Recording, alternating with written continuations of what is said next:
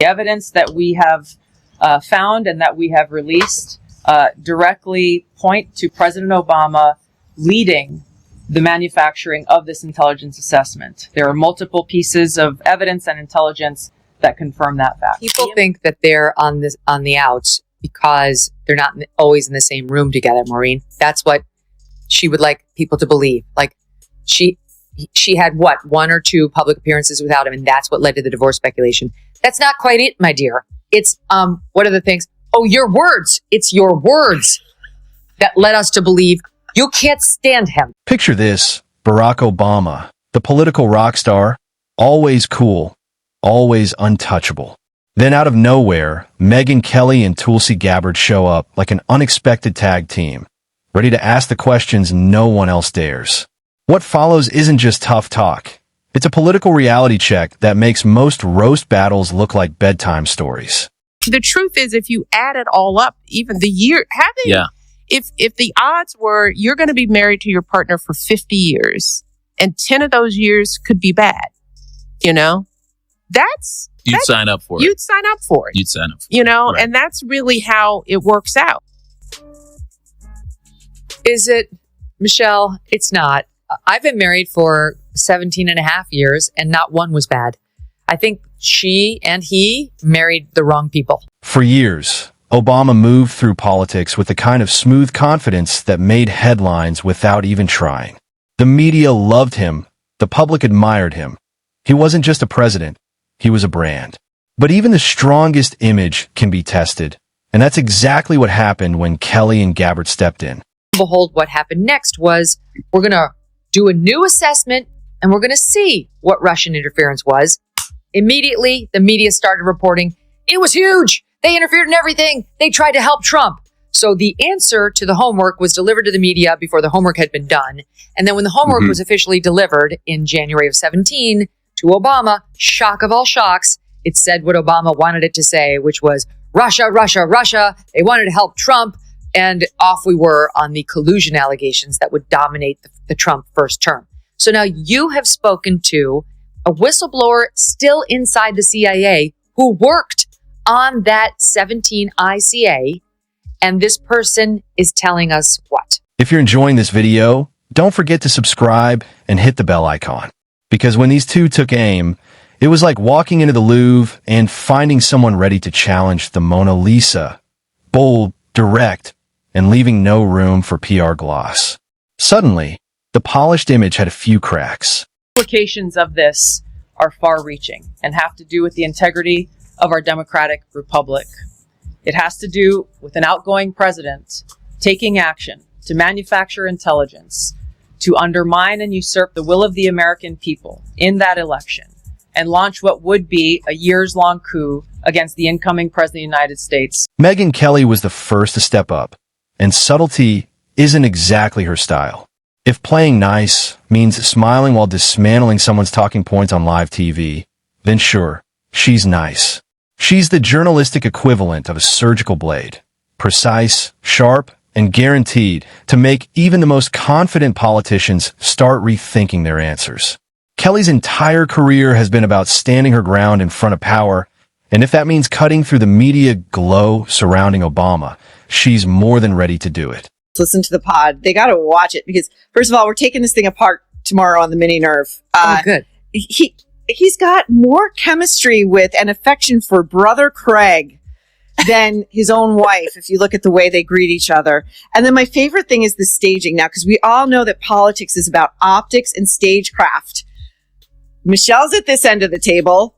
Obama's all the way over here at this end. And brother Craig is between them like a mediator, like a marriage counselor. So if they're really still in love and together and not getting a divorce, why? Her advantage? She comes with proof. Kelly has watched the press go out of its way to shield Obama from tough questioning, and she's never hesitated to call out the favoritism. While many reporters were busy publishing puff pieces, she was the one grading the work and handing out failing marks. Picture a classroom where every student turns in essays about how amazing the king is, and Kelly walks in with a full report pointing out the problems no one wanted to mention. Then Tulsi Gabbard enters the picture. If Kelly is the scalpel, Tulsi is the hammer.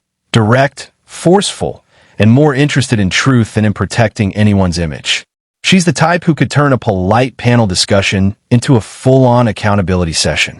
And unlike many politicians, Tulsi has lived the outcomes of the policies she critiques. When she talks about foreign policy mistakes or wars dressed up as humanitarian missions, she's not theorizing. She's speaking from experience. More fuel on the fire that there's a potential, maybe a divorce or some sort of rockiness going on in the Obamas relationship. They both posted these mirrored, very choreographed Valentine's Day messages on X, but he was just seen at an LA, the basketball team, the Clippers, thank you, game without her. And then on Tuesday, he was spotted eating out at a fancy dinner in Sherman Oaks with his both daughters, Malia and Sasha, but again, no Michelle, according to TMZ. That's when the shine on Obama's carefully crafted image starts to fade. For years, he was presented as the leader who ended wars, bridged racial divides, and rose above Washington politics. But a closer look reveals a record that feels far more familiar. Big promises met with familiar results. On foreign policy, Obama campaigned like he would shut down the war machine for good. Instead, it was more of a retooling than a shutdown. Drone strikes increased, civilian casualties became part of the background noise, and interventions were given polished speeches to make them sound noble. It was like awarding someone a trophy before the game even started, only to watch the field get messier over the next 8 years. At home, he was hailed as the one who could finally heal the nation's racial wounds, a symbol of a new chapter in history. But that narrative didn't always match the reality on the ground. The distraction. What is your response to the former president? They're doing the exact same thing that people like Senator Warner are doing. He was the head of the Intelligence Committee at the time. They would have to admit and actually address the details of their complicity in this, or their absolute failure in conducting the most basic responsibilities of, again, asking, where is this intelligence coming from? What are the sources? What proof do you have of these of this high confidence assessment? Remember, John Brennan and James Clapper at the time assessed, and James Comey, with high confidence that Russia aspired to help Donald Trump win the election in 2016. Reality didn't exactly match the speeches. Under all the talk about unity, tensions boiled over. Police shootings, riots, and cultural clashes only got worse. It was like putting fresh paint on a crumbling wall, then acting shocked when it collapsed. That's where Megyn Kelly comes in. She doesn't just say the wall fell. She calls out how the media cheered the paint job while ignoring the cracks.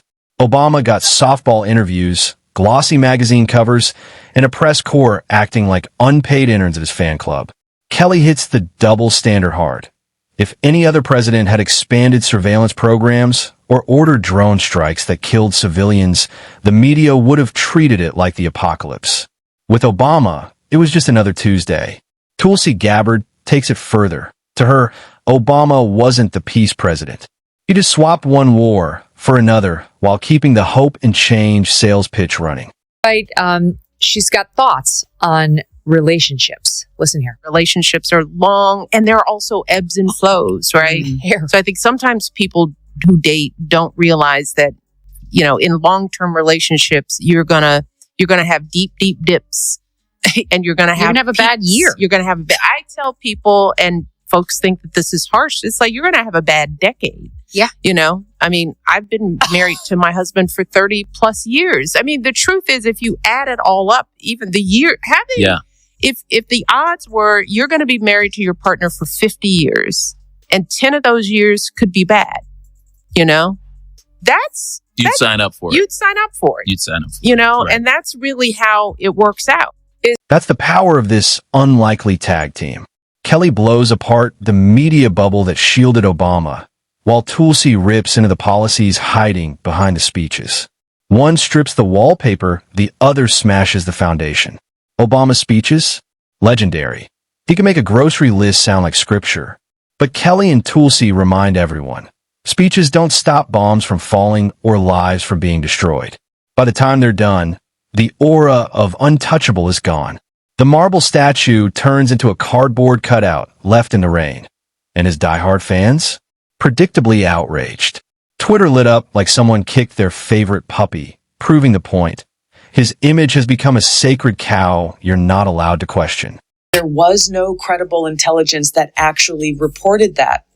So President Obama's very carefully worded response that came from his office, again, deflects away from addressing any of the truth that was revealed. Right. Senator Warner refuses to speak the truth about how one of our whistleblowers came forward and approached his office numerous times about what had actually occurred, how he wouldn't go along with this fake intelligence manufactured report, was sidelined because of it. And guess what? Senator Warner's office wouldn't even give the whistleblower an email address to send his evidence of this, the treasonous conspiracy that we have now released to the American people. But the truth has a way of breaking through. Kelly's opening shot hits the media force field that's protected Obama for years. She doesn't just question the double standard, she smashes it. If another president rolled out Bush-era surveillance policies, the media called it Big Brother. If Obama did it, they called it responsible oversight. The love affair wasn't journalism. It was fanfiction with better lighting. Kelly's message is simple. The very people meant to hold power accountable spent 8 years playing hype man. Speaking of Barack Obama, he decided to drop a post on X today, and I thought, okay, maybe in the wake of the Pete Hegseth presser, he's going to say something like, no matter how you feel about the Iranian strike, hats off to our, boys in blue, our guys in the bombers. He went a different way. This is what it was. Curious how you're thinking about this eulogy specifically in the moment and all the tensions that you just brought out. I didn't even want to talk. I was so mad. Part of the reason I think I ended up having anything to say at that moment was when I heard some of the victims' families forgive the shooter. And I thought, all right, let's... When scandals happened, they weren't scandals. They were teachable moments. When blunders happened, they weren't failures. They were complicated decisions. It's like having friends who excuse everything you do. You didn't burn dinner. You redefined cooking. The press handed Obama a free pass, and he used it to glide past criticism that would sink anyone else. Then Tulsi steps in. If Kelly is the scalpel, Tulsi is the sledgehammer. She's not focused on the coverage. She's focused on the consequences. From regime change disasters to foreign interventions that left countries in ruins, Tulsi calls it reckless and destructive. And coming from someone who's served, the critique cuts deeper than any pundit could deliver.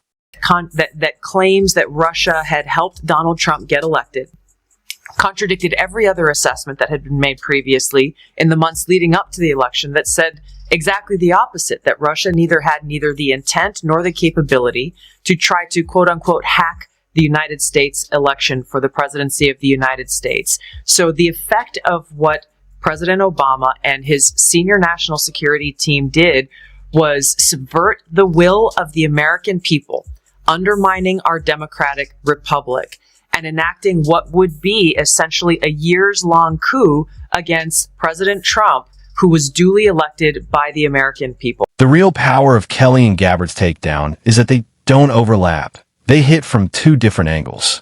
Kelly exposes the media machine that kept Obama's image spotless, while Tulsi goes after the hard realities behind the speeches. One calls out the tailor for selling invisible clothes. The other shows the emperor tripping over them. Side by side, the contrast is almost absurd. Obama's speeches could make you feel like a new era was right around the corner. His delivery was masterful, turning policy into poetry. But stirring words don't erase flawed strategies or bring back lives lost to poorly planned policies. Inspiration is one thing. Delivering on it is another. All these different strands. A case upholding healthcare. A case declaring same-sex marriage part of our constitutional protections. Of mourning. I think what pulls it all together is that no one person did any of that. So he's sitting around on a June Thursday thinking about himself and his glory days. And to your point, Smug, I'm starting to warm up to Michelle Obama's POV. I mean, like, what is he doing? Kelly drives home the irony. While the media swooned over the style, the substance often got buried. Under Obama, surveillance programs expanded, whistleblowers faced harsh crackdowns, and the most transparent administration promise proved to be more of a brick wall. Reporters who grilled other leaders for minor missteps suddenly became forgiving when Obama crossed into territory they once condemned. Tulsi's perspective adds weight. She's not critiquing from a studio desk. She's speaking as someone who's seen the consequences of those decisions up close.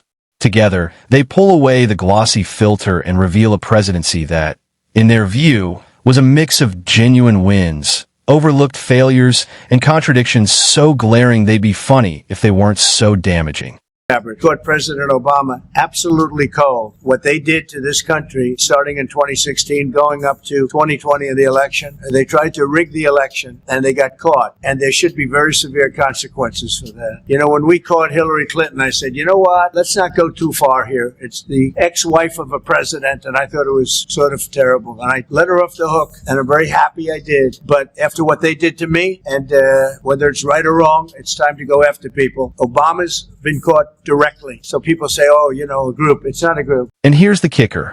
Many still cling to the myth. Kelly and Tulsi force you to look past the branding. And once you do, it's impossible to unsee. The untouchable legacy starts to resemble a well-crafted PR campaign that cracked under scrutiny. By the end of their combined critique, the gap between Obama's polished rhetoric and the on-the-ground reality is undeniable.